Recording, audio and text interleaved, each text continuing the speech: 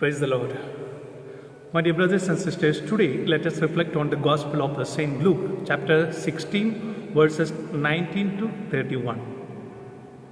Verse 19 says, "There was a rich man who was clothed in purple and fine linen and who feasted sumptuously every day."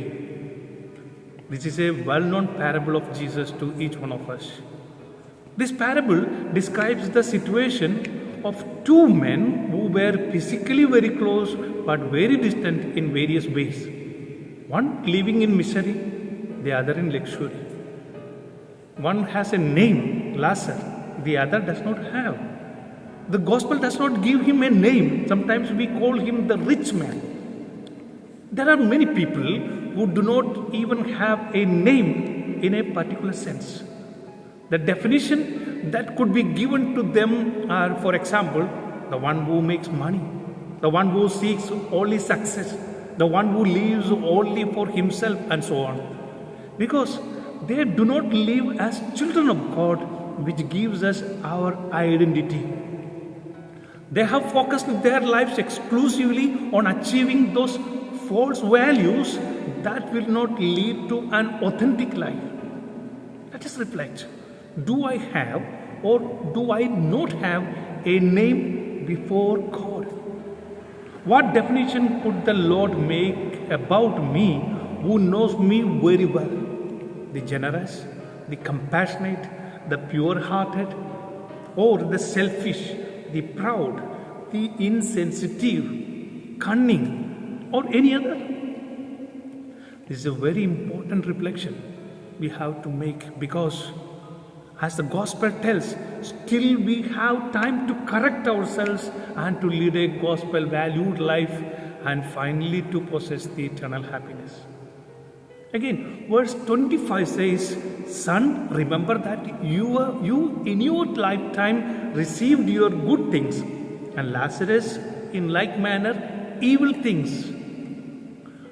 Note that the rich man does not directly harm Lazarus.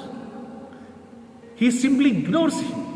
He has no sensitivity to realize his suffering and therefore does not feel obliged to help him. Why is that rich man like that? Well, that's what the gospel constantly reminds us. Because he has focused his life exclusively on the pleasure of this world. And that has two very negative consequences.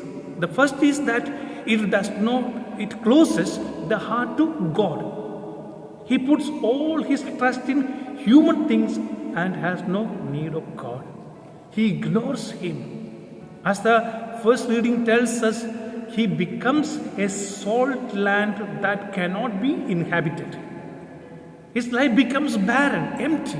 Somehow his hell, which is the absence of God, already begins here. The second consequence of this materialistic attitude is that it closes the heart to others, totally ignores his neighbor.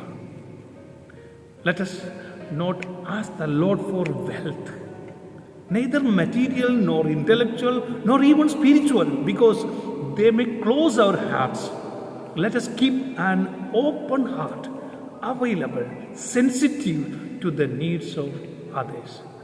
May our daily Eucharist help us to become another Jesus who was sensitive and merciful to others. Thus our life will be, as the first reading told us, a tree planted by the waterside, which is always green and never ceases to bear fruit. Let us reflect. God bless you.